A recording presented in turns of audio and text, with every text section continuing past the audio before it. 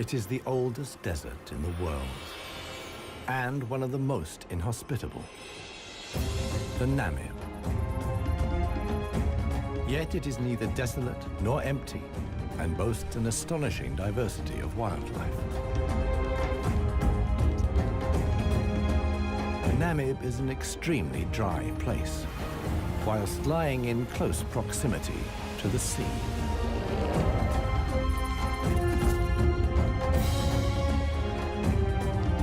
It is unique in being home to elephants.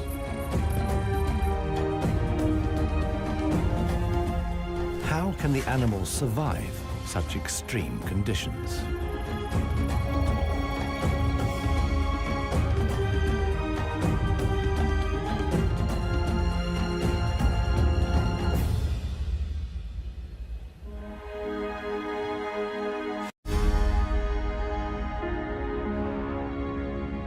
Namibia lies in southwest Africa. The Namib Desert stretches for almost 2,000 kilometers along the coast. To the north, the desert is crisscrossed by several dry river valleys. One of them is the Huanib Valley. It runs through the desert for several hundred kilometers and ends in the sea.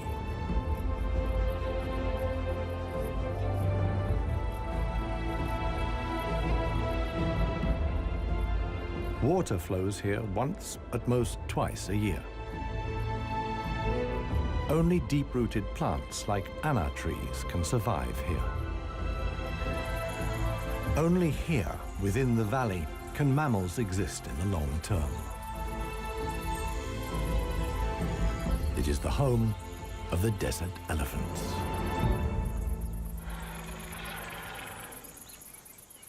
In contrast to their other African relatives, desert elephants live in particularly small family groups. They are so rare and their way of life is so special that they're under the constant supervision of scientists who've also given the elephants names.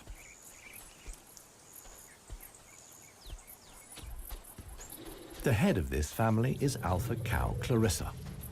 The animals don't leave her side for a moment.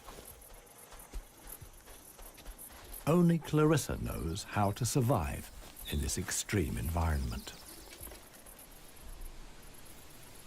The shoots of the anna tree are now ripe.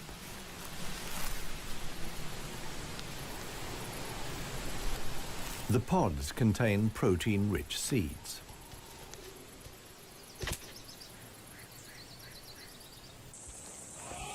Clarissa has known every one of these trees since her childhood.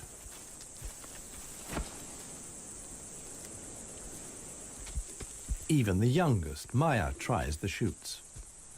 Here, however, experienced trunk-tip control is required. It's easier for her to get the protein she needs from her mother's milk. Desert elephants only have half the number of calves as other elephants. The male animals stay with their mother's family until they reach sexual maturity. With mock fights, they prepare for life without the protection of the females. Adult bull elephants are loners or travel in small groups. Jappy is the most skillful of them.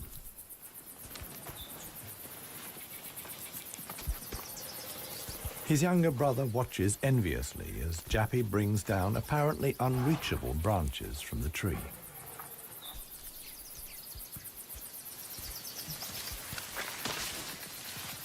In the valley, Jappy is well known for such tricks. He learned them from his father. Friendship among bull elephants has its limits. Jappy is certainly not willing to share his branch with his younger brother.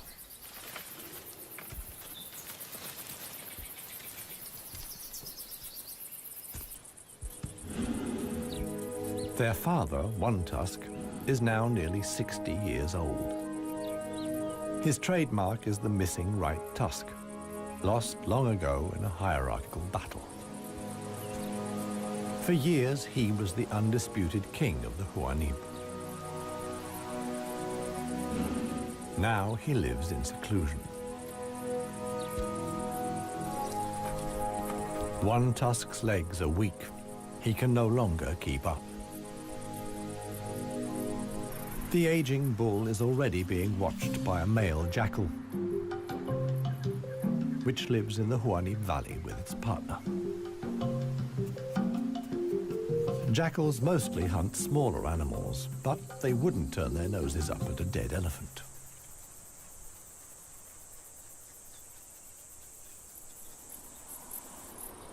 In a side valley, Clarissa has discovered a further source of food. There's a wide selection of bushes, grasses, and herbs.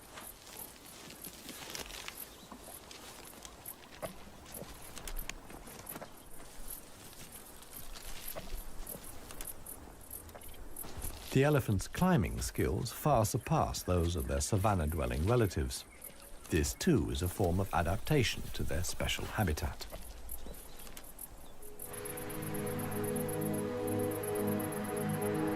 Old One Tusk has at last reached one of the anna trees in the Huani Valley.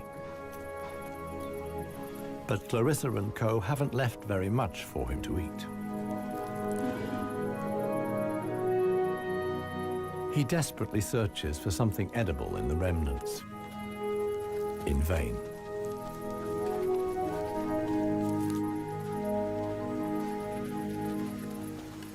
For the inhabitants of the Namib, survival is hard. They're used to going for long periods without water. Many get liquid from their food or know secret sources of water. Regardless of size, every green leaf contains a minimum of liquid worth harvesting.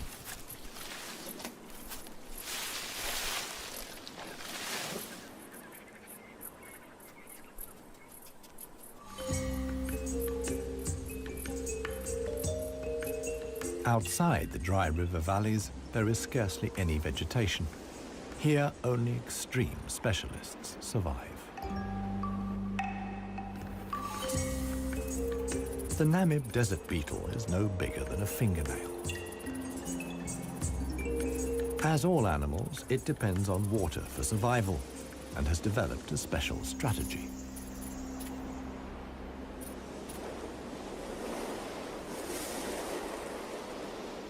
Even the tiniest traces of dampness in the air condense on its carapace. In time, a drop forms, which then flows directly into the beetle's mouth.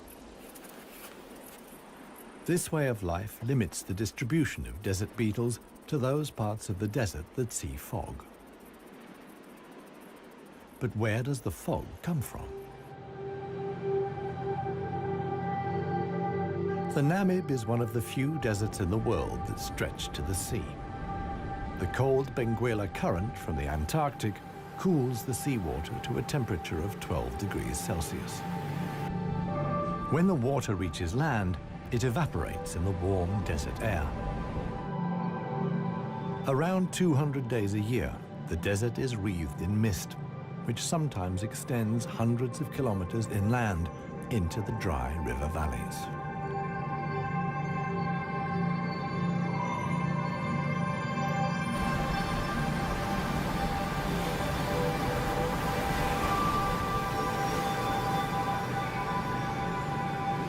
The Benguela current doesn't only bring fog, it's also rich in fish.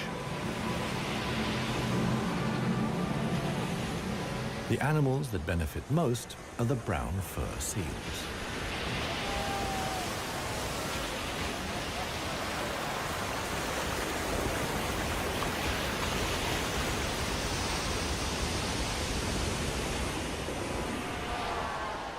Their colonies are often home to 100,000 animals.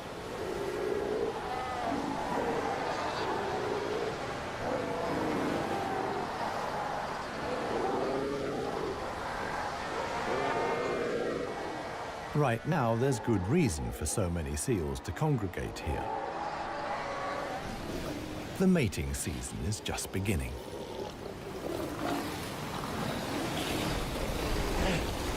Everywhere, bulls are fighting for the right to mate.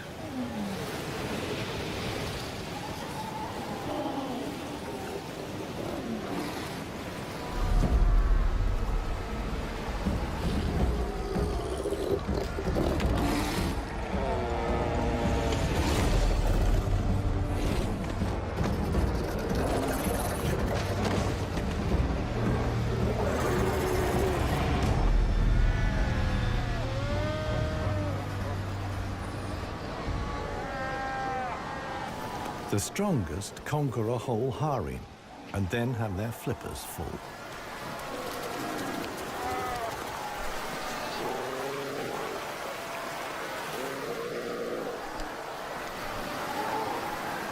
After mating, the males disappear into the sea. They're not involved in bringing up the young. The fog sometimes penetrates as far as the Huanib Valley.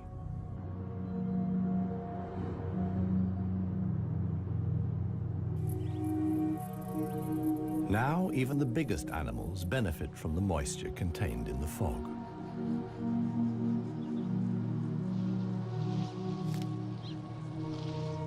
Jappy and his brother can take on a lot of liquid from the drops of dew on the plants they eat. This allows the elephants to go without water for up to 4 days at a time. The pair are still on the move together. This will soon change.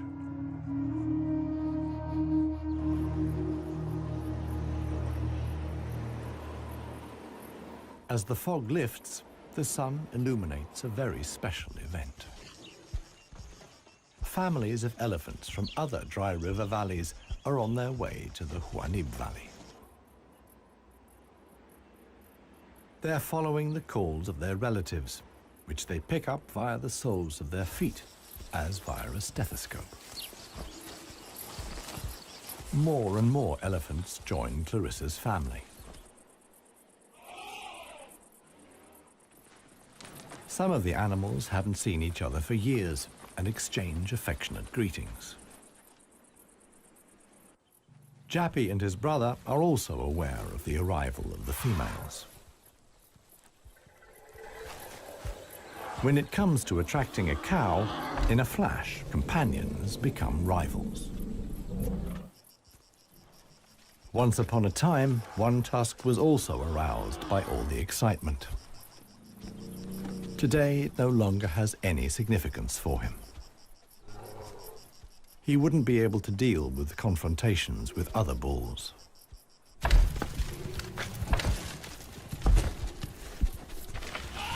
His sons and grandsons, on the other hand, are very excited.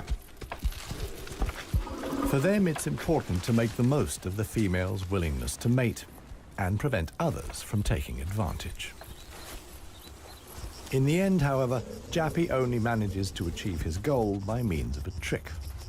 He abducts the alpha cow, Clarissa.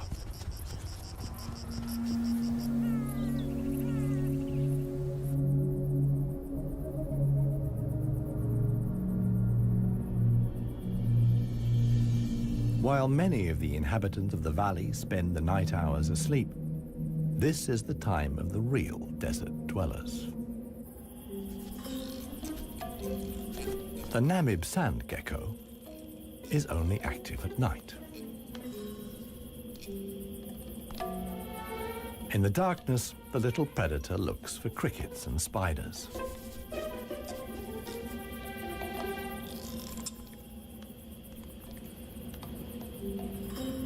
Like a frog's, its toes are webbed.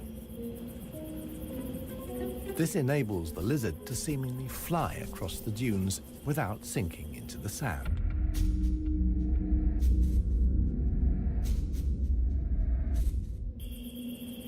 But it also needs to be on the lookout.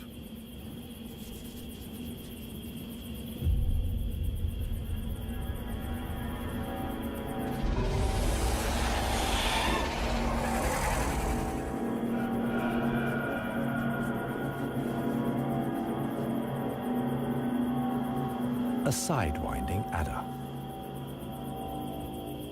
Similar to desert elephants, beetles, and geckos, The snake has a hard life in the Namib.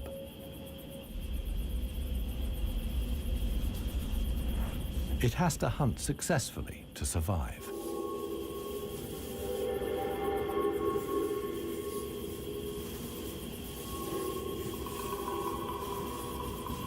Once it finds a good spot for an ambush, it goes to ground.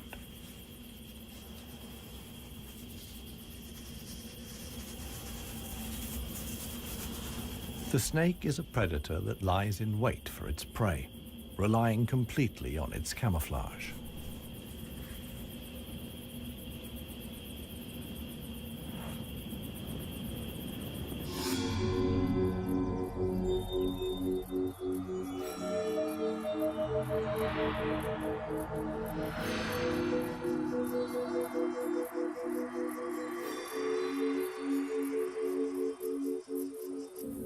For the sensitive gecko, it's time to go. In the sun, it would quickly dehydrate. Here, too, webbed feet come in handy. The lizard uses its legs as scoops to quickly dig out astonishing underground passages. It can make tunnels 1 meter long into the ground.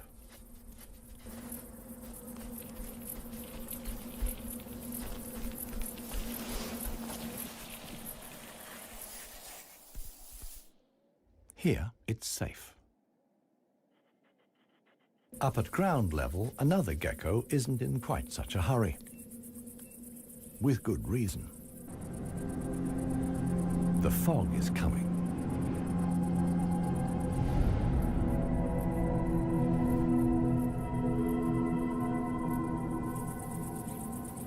The lizard's large, mirror-like eye surfaces allow the fog to condense here. At last, water.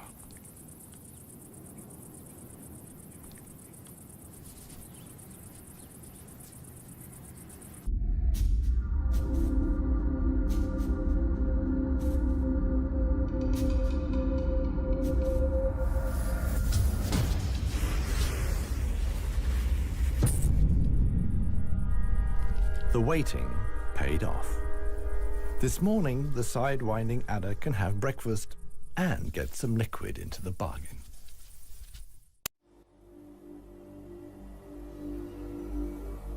The Namibian winter is coming to an end, and with it, the mild climate brought by the fog.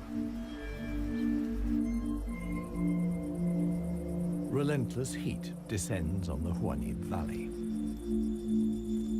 40 degrees Celsius in the shade. This is approaching the limit for even Clarissa's family.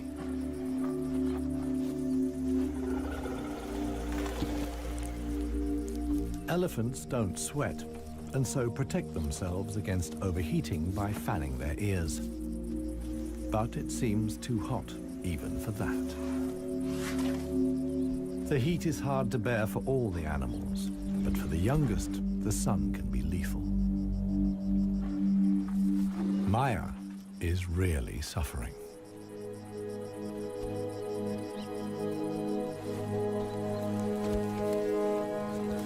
One tusk mobilizes all his efforts for one last attempt at an anna tree. But he no longer has the strength. Exhausted, he withdraws to the shade. During his long life, his legs have carried him more than 400,000 kilometers. As with most bull elephants, the last few steps he will take alone. Despite the heat, Clarissa can't afford to take a break. She urges her family to move on. Desert elephants have to spend up to 20 hours a day eating 200 kilos of plant material.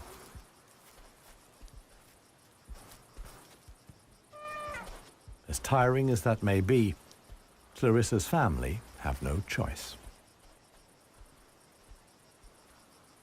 One young bull is already so exhausted that he sleeps through the signal to move off. He only wakes up when the other elephants are already out of sight.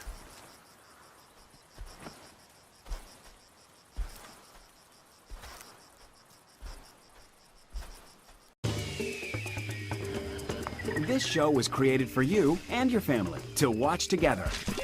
Welcome to Nat Geo Wild.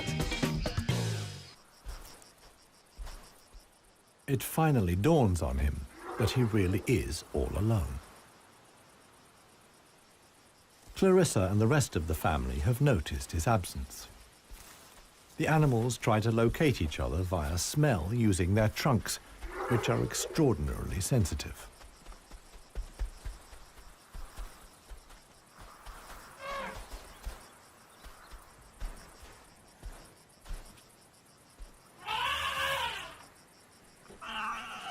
In the end, it's Maya who gives the decisive call. Now the straggler knows which way to go.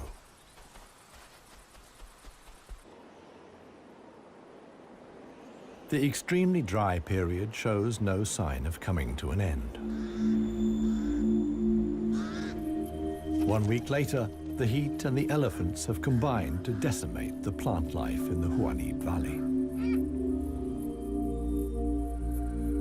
Vultures take up positions on the trees on the edge of the valley. Their time will come when the other animals can find nothing more to eat.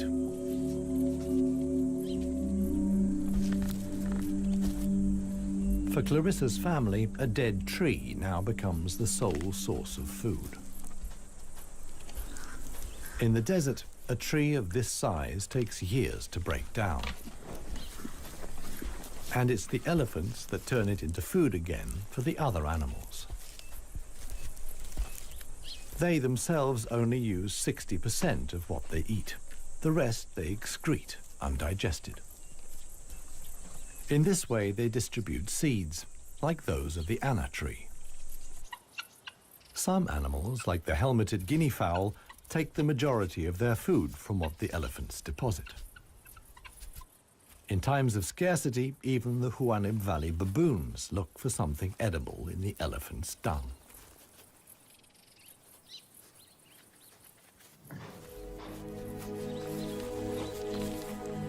Old One Tusk has one more go at the wood.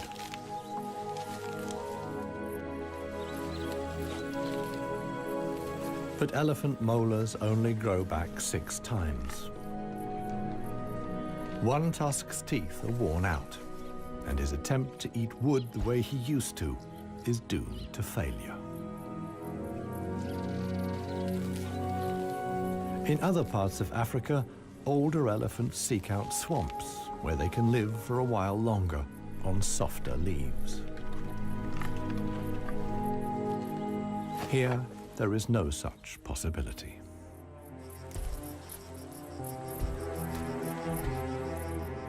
For Clarissa, too, the situation is becoming threatening. She and her family must leave the valley and seek food and water elsewhere. Other families join the trek. Only Clarissa's knowledge of hidden water sources can save them now.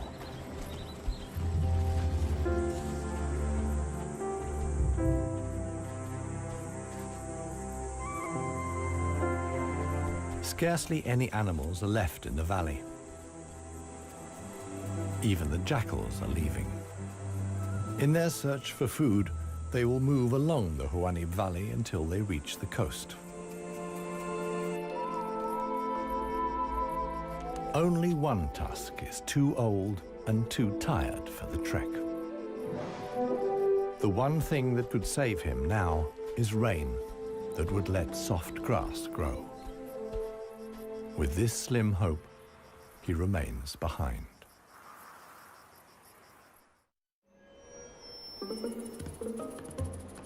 The Namib desert beetle is also looking for something to eat. In contrast to most of the desert dwellers, it is not seeking fresh young shoots. The beetle is on the lookout for plant residues. The unceasing wind is a help. It sweeps fragments of plant life together in valleys and hollows between the dunes. Mostly it's just a few bits of leaf. But sometimes it collects and becomes something like a herbal rubbish dump. Although the plants are completely dried out, they still contain important nutrients.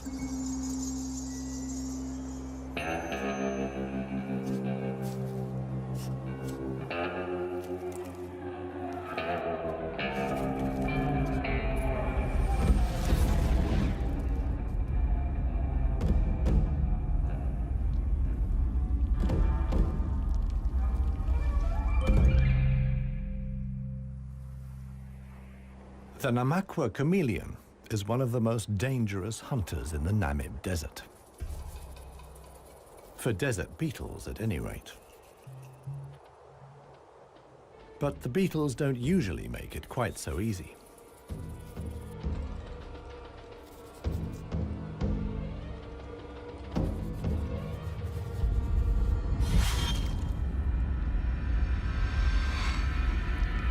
The beetles aren't only full of protein, but also provide essential liquids for the lizard.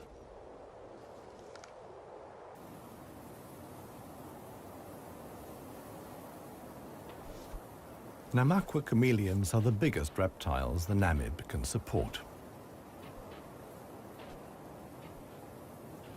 In contrast to the mammals, they can't undertake long migrations to look for food and water.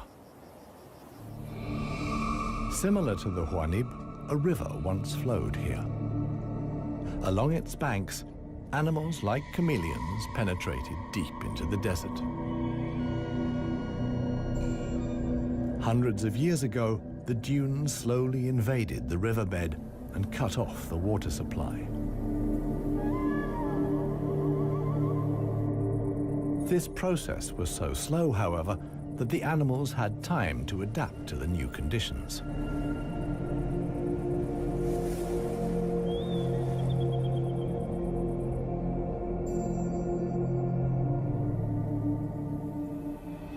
The mammals didn't need such a long period of adaptation. Their ability to migrate over long distances enabled them to conquer the desert much more quickly. The pair of jackals will soon reach the coast.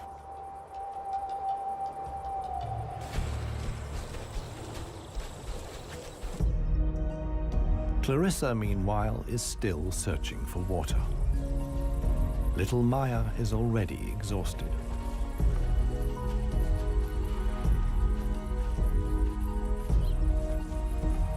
The group has to keep stopping. The animals are reaching the limits of their strength. Clarissa can produce less and less milk for her daughter. Suddenly, a commotion as Maya sinks to her knees. But Clarissa urges her offspring onwards. It is their only chance.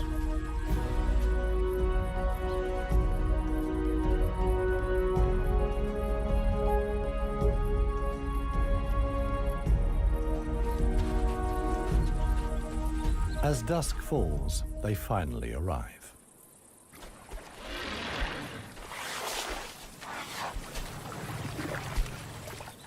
Thanks to Clarissa's knowledge, there's something to drink at last. Adult elephants can get by on 100 liters of water a day.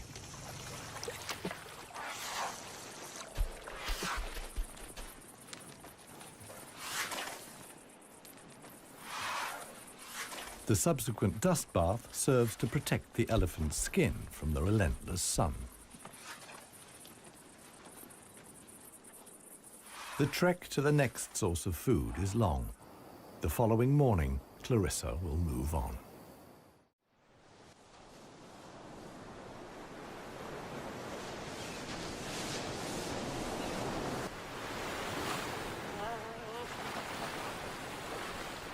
The jackals have finally reached the sea and move southwards along the coast.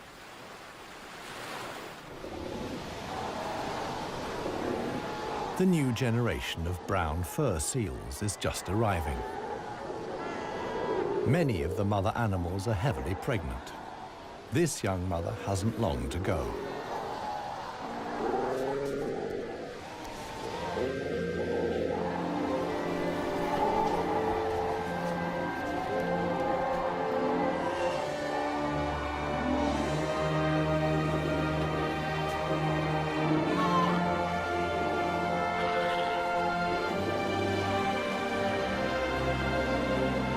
The mother at once welcomes her offspring into the world. Each voice and scent is as unique as a fingerprint. The ritual creates an unbreakable bond between mother and pup.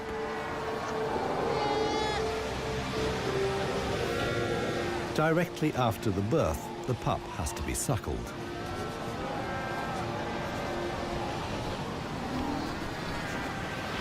The newborn is a little clumsy.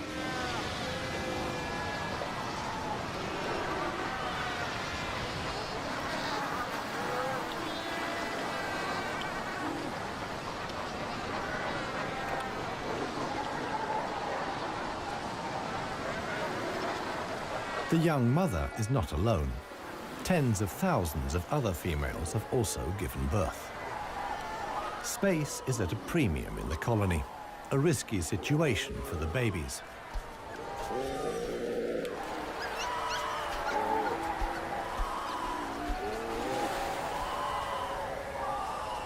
To minimize the danger, the seals organize a kindergarten. Many of the mother animals leave their newly born pups here.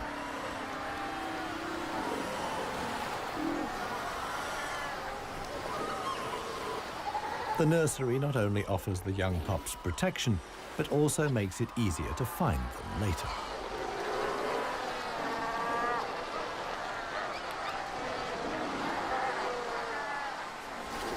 The mother seals have to go out hunting every day to make sure their milk is nutritious enough for the young.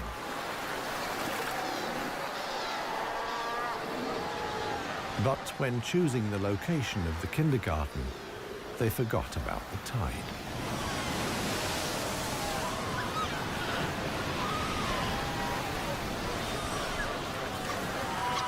The pups fight desperately against the onslaught of the waves.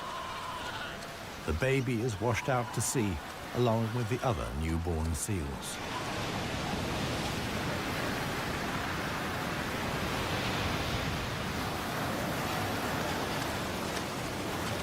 Seal pups can swim, but they don't have the protective layer of fat of adult animals.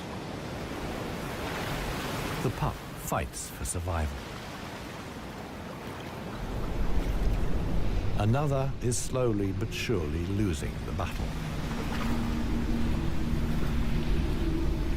Within a few minutes, the pups are so exhausted that they can no longer keep their heads above water and drown.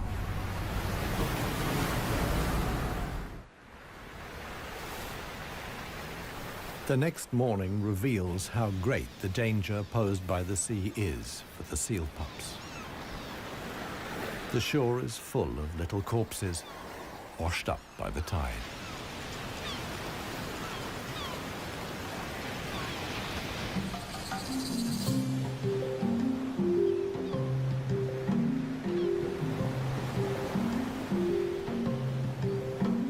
The jackals from the Huanib. The pair have traveled hundreds of kilometers from the arid valley.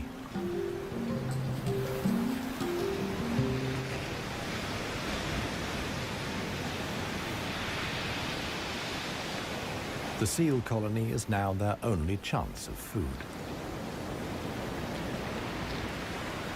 Jackals aren't choosy. For them, eating carrion is nothing unusual.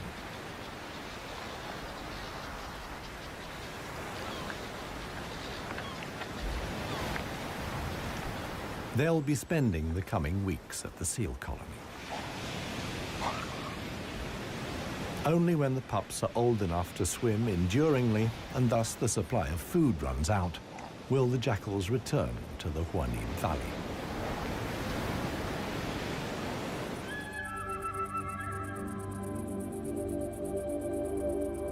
It's not only the jackals that undertake such long treks.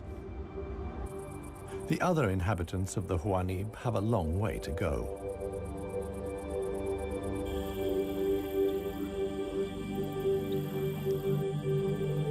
An oasis hidden deep in the desert. Oasis.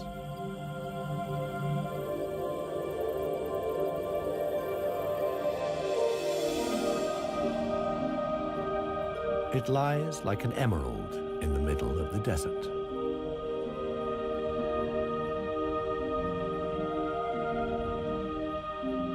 A thin band of loose vegetation lines the watering hole.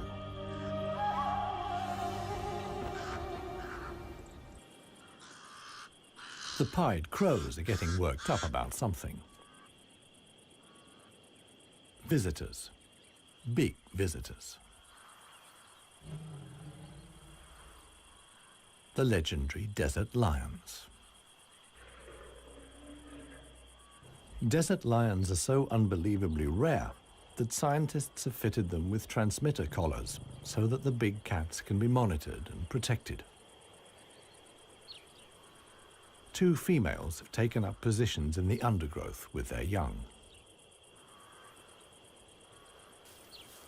The experienced predators know that it's just a matter of watching and waiting. And indeed, many animals are making their way here.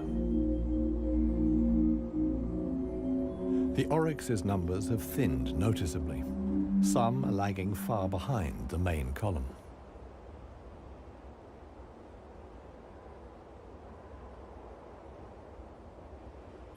After more than 10 days' trek, the first animals finally reach the source.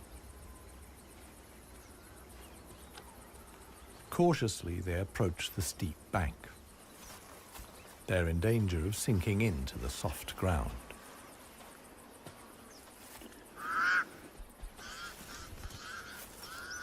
The pied crows sound the alarm again. The lioness's patience has been rewarded. They've caught one of the stragglers. One lioness keeps the oryx in check on the ground. The hunting lioness is completely exhausted. Fighting the antelope has taken the last of her strength.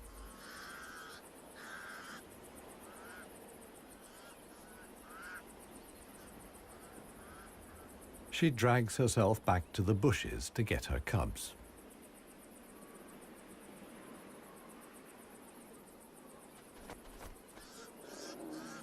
The other lioness keeps the pesky crows at bay.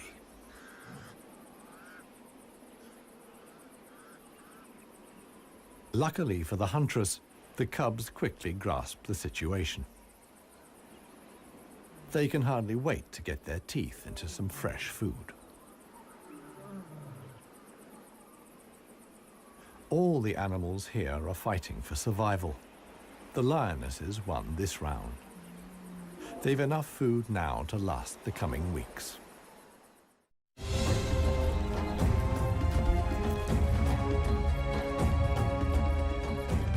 Clarissa and her family have finally reached the neighboring Dry River Valley.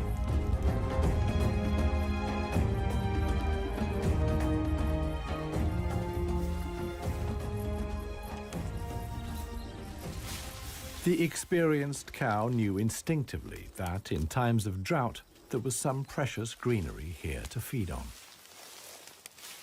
The exhausted animals can at last fill their stomachs again.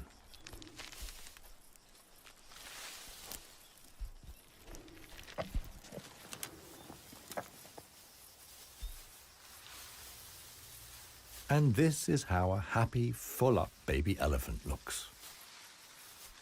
Maya in paradise.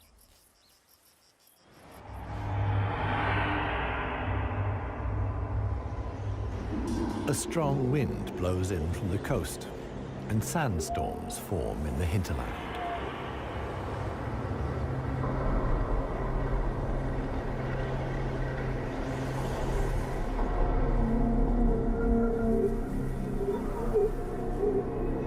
They reach the river valley where Clarissa and family have found food and shelter. Sandstorms like these are the harbingers of heavy rain. Experienced elephant cows like Clarissa know what that means. As soon as it rains, the dry river valleys will be turned into raging torrents that wash away anything in their path. Imminent danger for the family of elephants. Time to move on again. Now the safest place to be is outside the valleys. How right Clarissa was can be seen the following day. Water in the dry river valley. Only every 10 years or so is the rain strong enough for the flood wave to reach the sea.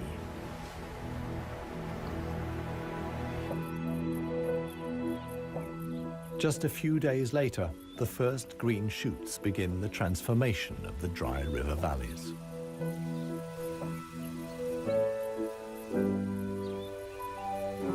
The Huanib Valley, too, is bursting with new life as the first exiles return.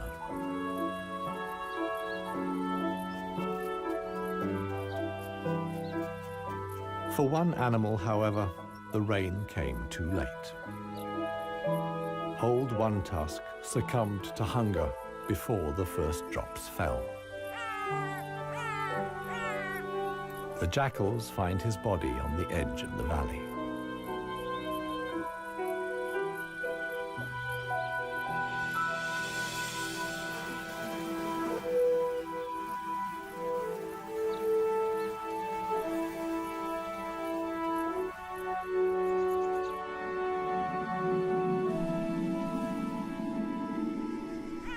The jackals don't approach the body until evening. And thus, the circle of life is complete. The next morning, long unheard calls echo through the valley.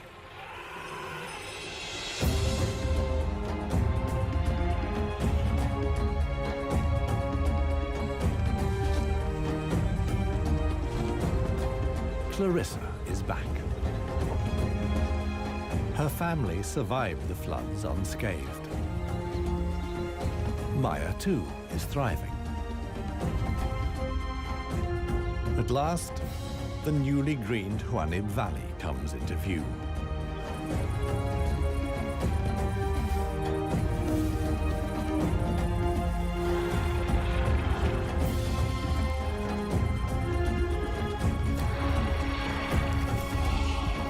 Clarissa's family is home again.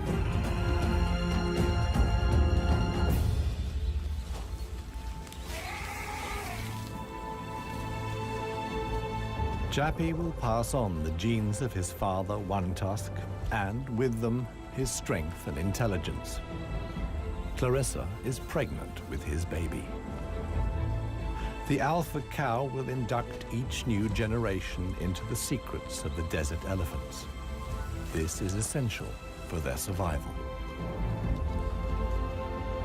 The Huanib River Valley is probably the last real wilderness in Namibia, one in which only the cleverest, most intelligent of the animal world can survive. A life of extremes in the home of the desert elephants.